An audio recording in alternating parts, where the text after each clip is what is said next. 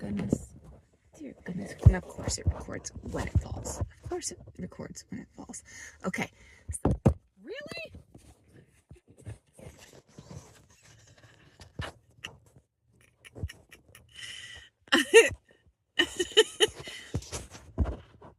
No, it's not gonna work. Are you seriously just gonna do this? This is what would... These are all the outtakes. Okay, so last video was talking about the biopsy. Biopsy came back. We were at a SIN 3. I had some stomach pains, went to the MRI. They found the obstruction on my ureter leading to my kidney. They needed to keep an eye on it. If you're new here, my name is Veronica Valentine. This is Veronica BTV, and I'm just making these little updates and sharing some stories of these last surgeries that I've had. So if you're brand new to this one, there's some videos that I had posted explaining the journey leading up to this point. But right now, we're at the point of getting ready for my first official surgery, which is known as the LEEP procedure, capital LEEP. And ultimately what a LEEP is they cut off the top part of your cervix to remove any of the precancer. That way it doesn't spread out or even into the cervix. You don't want it to go in. We are at October 18th, 2023. It is my anniversary. That is the soonest that they could schedule me. We booked it. And I have so much hope. I get in, they set me up. The nurses are fantastic. I'm really hopeful, and I'm not nervous at all. The procedure went well. She extracted it. I wake up.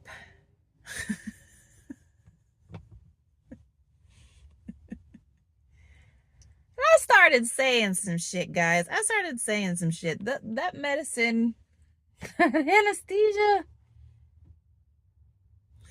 That anesthesia had me saying things, and I knew what I was wanting to say, but it was coming out all kinds of wrong. I'm not going to say what I said because it's embarrassing. But it was low-key sexual about me and my husband. I was sharing some information to the nurses about me and my husband. And it wasn't until I started really coming to that my husband walks in and I realized what the hell I just said. And I'm looking at David and I'm like, I am so sorry, but I just told the nurses about A, B, and C and 1, 2, and 3. I don't know what the hell they gave me, but I said some stuff and he just sat there with his head down and he's laughing because he's low-key embarrassed now too. He's like, what the hell did you just tell? Sorry. I don't know. Something happened in my head. Anyway, that was the funny part of it, where I was like, that medicine can mess you up. I get discharged. Everything seems fine. I get home and I'm sore, obviously. And I'm taking it easy as I can. And 10 days later, I'm in my kitchen. I'm with my mom and I can feel a tickle in my nose like I'm about to sneeze. And I sneeze. I went, ooh, because I'm holding her, right? Now, mind you, I'm being told that with every procedure, with every surgery, this is the time frame of how long you're going to recover. And as I've said in previous videos, my body takes a lot longer. So I'm honoring that, okay? I sneeze and I can feel pain. But also at the same time of pain, it was almost like when I sneezed, I felt like a pop in there. So I'm stopping and my mom's looking at me and she's looking like, what do you want me to do? What do you want me to do? And I'm like, I don't know. We'll just wait. And she's like, okay. I go to the bathroom. I can sense, like, I can see, like, there's a little bit of blood coming out. But I think I'm okay. My mom is like, if you need anything, let me know. She goes home. I would say within like the hour, something changes. And I'm like, this is what they were warning me about. So let me just keep an eye on it. When you're discharged, they let you know if you end up having bleeding like you're having a menstrual cycle, you need to go to the hospital. So again, my brain immediately goes into, you're okay, because stuff like this doesn't happen to me. You're overthinking it. You're okay. Which I guess in hindsight, it's a good thing that I was that calm, because I'm no longer that calm now after everything that has transpired. So in that moment, I'm like, you're good. It's probably just from the sneeze. You're okay. So I'm messaging my husband. I'm just letting you know, heads up, this is what happened. This is what I'm seeing. I'm okay. He's getting wrapped up with work. And he messages me, how bright is it? So I'm like, it's just bright red. He was like, you need to keep an eye on that. I was like, I'm okay. I'm good. These things don't happen to me. I'm overthinking it and I'm not gonna. So I'm gonna let this go. I'm good. I was not good. Within another half hour, I'm back in the bathroom.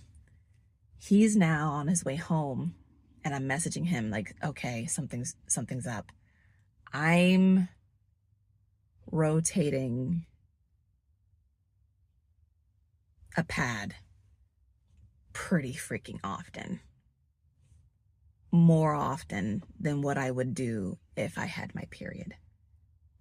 So now I'm starting to panic because like I'm visually seeing that there is a big problem here. My husband comes home.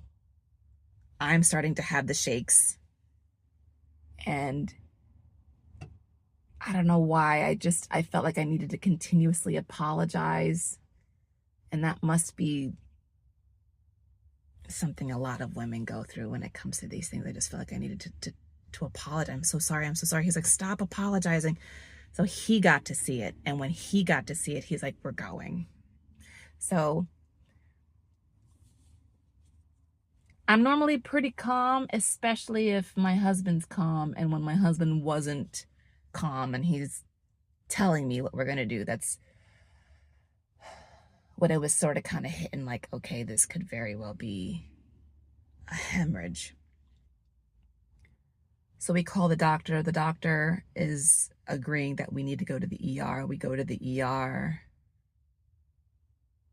and they immediately take me, which is very odd. I'm normally always in the waiting room. If you know, you know. So they immediately take me and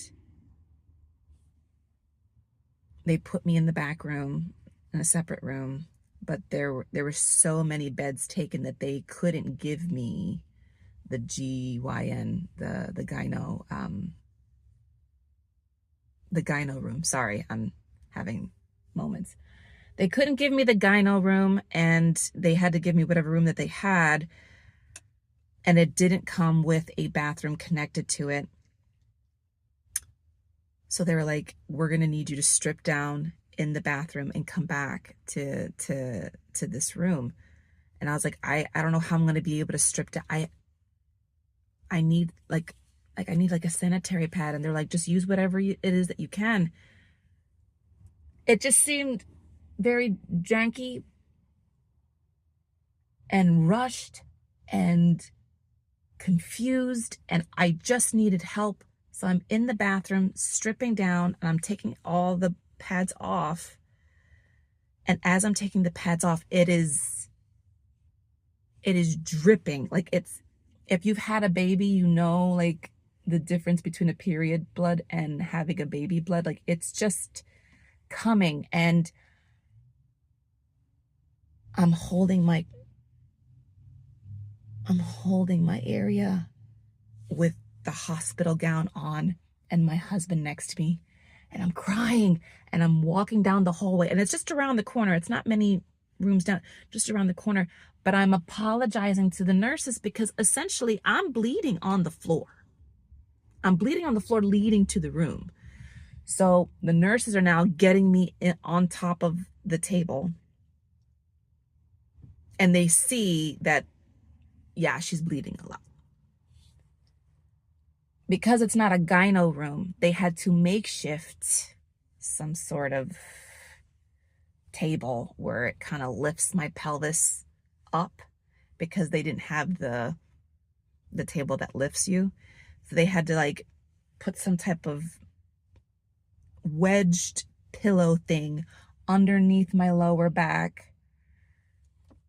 And the doctor comes in, she suits up quickly. They're moving so quickly.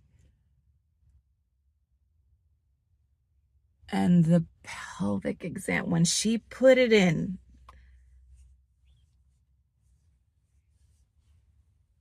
the speculum,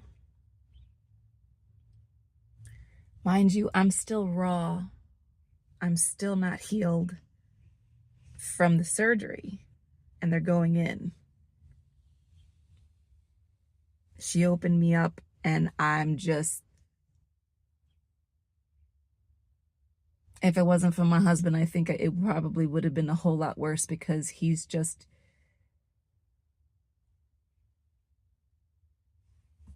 holding on to me. And she opens me up, and it's so much bleeding that she can't see anything. So she has this bright light in, and I can feel her with the speculum. I quite literally tell people it almost felt like, you know, those arcades, those physical games where you hold on to like the steering wheel of like the airplane, and like you jank it around in order to get the airplane to like move up and down. It felt like she was in there, like one of those arcade video games. And she wasn't subtle. She had to get in there. So she's rocking it left, right, up, down, because she can't see. And I'm just wailing.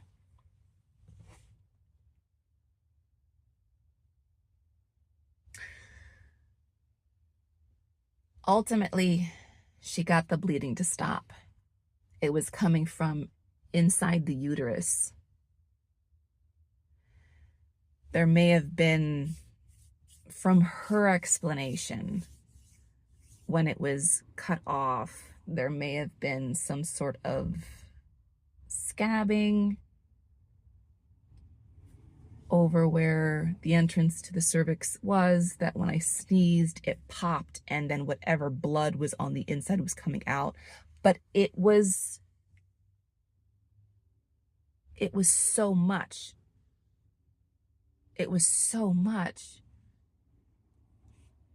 From what I saw, I can't imagine what my husband saw, because he was like, it was never ending. Everything she was taking out was just clot after clot after clot. He goes, it was just so much. I didn't get to see what he saw. So I feel like the two of us were really, the two of us were sort of kind of like messed up over it. They gave me, and I'm probably going to butcher the name, but they gave me some type of like tranexamic acid, some sort of medicine that allowed the bleeding to stop. And I was so profusely grateful for this medicine. And once it slowed down and it stopped and everybody kind of calmed down and energies reduced, they explained that they were going to give me this medicine to take home. And that if it came back, to call the doctor immediately and to take the medicine immediately, and the doctor would tell me what to do. That they were hoping that I wouldn't have to come back to the hospital. Okay. So I was shook up. I was nervous, but we went home, and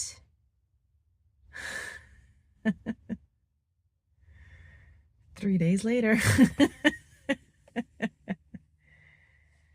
she came back, and she came back with a vengeance.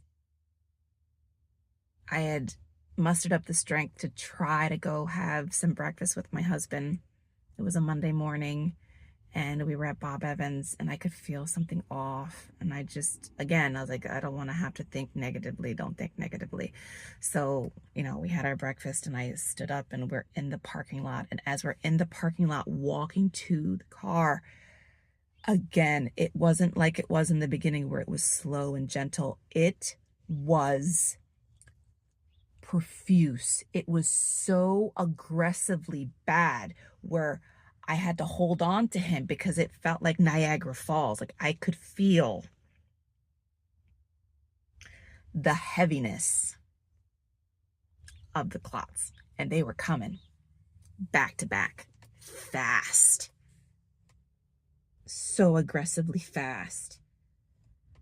So thankfully, the restaurant is walking distance to the house. So we get into the car, drive to the house so I can at least get more sanitary pads. So I'm crying as I'm getting to the bathroom because I'm terrified to take off my pants.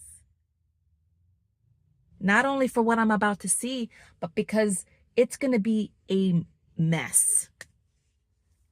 It's going to be a mess. It's going to get everywhere. And again, I'm apologizing because I need my husband to come in, but I'm apologizing. It's interesting how women are programmed to always apologize for things that are really out of their control. I look back at that. I think about that sometimes. I don't know why. I mean, I do. It's programmed in us, but I really had to condition myself to not apologize for something that's out of my control and happening to me. I needed medical help. So I'm taking off my pants, and it got everywhere. And I'm holding on to the back of my husband's head because I can just feel like so much more is coming. And it did. Once I started passing like the 7th blood clot, and I don't mean some small stuff. I'm sorry if this is TMI, but this is for the ladies. If you're grossed out about this, that's on you. It was the size of, the cutie oranges, like the small mini oranges, like in its entirety, not just the perimeter, in its entirety. Once I got to the 7th one, I stopped counting. It was so much. So I'm gripping the back of my husband's head, and I'm crying because it's so painful. And they're just coming out and coming out. It finally ceases. We're calling the doctor. I'm telling the doctor what's happening. And she's telling me just to take the medicine. And that she'll see me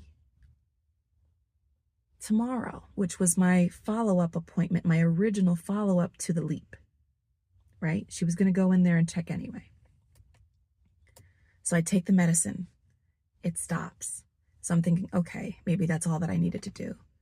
The next day I go to my follow-up, and I'm just messed up. I'm messed up by this time. She comes in already upset. She looks upset with me, confused with me, asking me, so you hemorrhaged again? Why didn't you go to the hospital? And I'm looking at her. I'm like, you told me to take the medicine. She's like, yeah, take the medicine, But one would think, Veronica, that you would go to the hospital. You didn't tell me to. You just said, take the medicine. I'll see you tomorrow. Veronica, if you're hemorrhaging, it's interesting how we follow the doctors and we're listening to a T, and yet they're viewing us like we're the morons. They told me to call you. I called you. You told me to take the medicine and that you'll see me tomorrow. And somehow this is still my fault. The appointment didn't go well. The appointment did not go well. Because now, as soon as you're putting that on me, now my walls is going up, right? Now we're not going to have this open communication. Now I'm mad. And I'm asking her, what do you think this is? Because the doctor who essentially saved me is basically saying that there was a scabbing of sorts. She's thinking that, you know, I was already on day 2, day 3 of my period. She had mentioned how she doesn't think that you should have performed this if I was still on my period. What are your thoughts? She's like, it has nothing to do with your period. Now the doctors are conflicting each other. And she's like, I honestly think that this is just hormonal. And I was like, just hormonal. She was like, I really do think that it's just hormonal. These things happen. And I was like, so it's hormonal, but I needed to go to the hospital twice? I don't get it. Like, I'm trying to understand. I don't understand, doc. I don't get it. So now she's frustrated and she's just prescribing me progesterone. And she's like, just take this and it should make everything better. And I was like, but I don't know why you're giving this to me. She's like, because of your hormones. You're not explaining anything to me. Like, don't just throw pills at me and just call it a day because you want this appointment to be done and expect me to just go along with it. So now we're on the outs.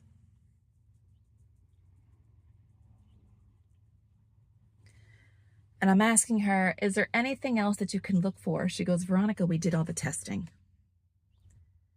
We did your MRI, we did a CAT scan, we found your obstruction. There's really nothing else to be able to look for. And I was like, but this was not good. Like, this wasn't good. Are you sure? And she's like, just take the progesterone and then we'll follow up to see how you feel. I then went home and I messaged her on my chart another question based off of the progesterone. And I think me consistently asking questions about her positioning herself in this bothered her, that she then sent back, you have every right to look for somebody else if you're uncomfortable with my recommendation. And I actually encourage you to do so. I never got into an argument with her. I never yelled. I didn't call her out her name, but in a very professional way, she pretty much said, I don't want to do this anymore. You want to go find somebody else? Find somebody else. I had questions for one day and she was already like, you don't like it? Find somebody else.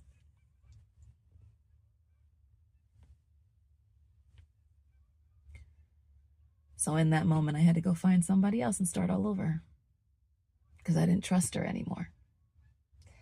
I found a new OB about a month later, and he checked my records, saw the history, sat down with me by December and said, you have what's known as endocervical precancer, meaning that the precancer was found already going into the cervix. It was going up. So there's no technical way, even with the LEEP procedure, even with her removing it, which is what was needed, there's no way for us to know how far up it went. The only way for us to know is if we remove it completely. And I said, oh. And he goes, how long have you been dealing with pain? As far as, you know, with cycles, with intimacy. And I was like, it's just It's always been, but it's not debilitating. It could be endometriosis, but I'm not sure. I have a family history of endo, but I don't have the symptoms like other girls that I've spoken to. I don't have that profuse pain. It's just this dull ache all the time. And he's like, well, based off of your history, based off of what just happened, and what I'm seeing on the scans of you actually having diagnosed endocervical precancer, it is my recommendation to give you a total hysterectomy. And that way we'll know for sure how far up it went.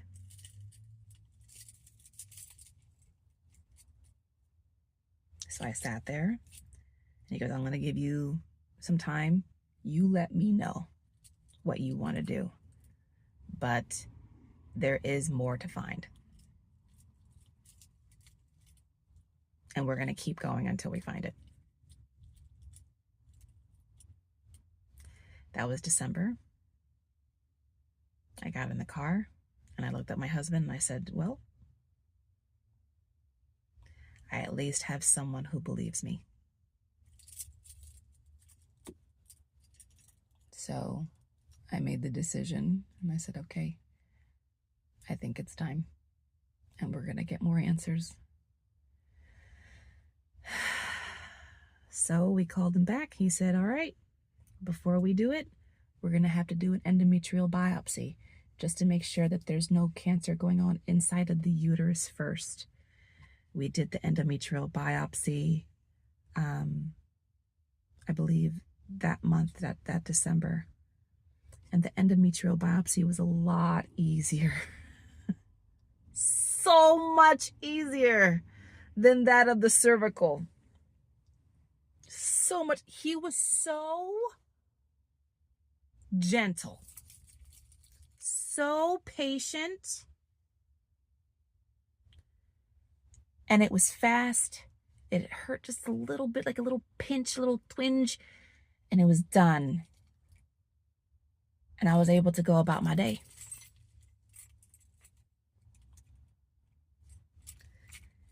Patient doctors matter. Gentle doctors matter. It was night and day. The endometrial biopsy was smooth. And it came out benign. And I was grateful. And then I had to hunker down. Because I knew we're going to schedule this shit. And I was going to get my total hysterectomy. And I was going to get some answers. I say this because I just want other women to know, like, your voice matters in what you know about your own body. Like I had stated, you are your first doctor because you are the one that is experiencing and feeling what others can't. So you have to advocate for yourself and know how to articulate yourself and push, because just because they have a degree doesn't mean that they know all the answers for you. She was ready to give up on me. I hemorrhaged twice. And she was like, you're fine. What? I want you to be able to push for yourself. And it gets exhausting. And sometimes it gets lonely. You're not alone. But sometimes it feels that way. Especially when you're inside of a house and you're trying to recover and recuperate. It can sometimes feel lonely. I want you guys to always have to push and advocate, no matter how tired you get, because the wrong kind of doctor is hoping that you'll just let it go. And I can't help but think what would have happened if I just let it go. Because I did get my total hysterectomy. and a lot more answers came back. But that's in the next video. So thanks for watching.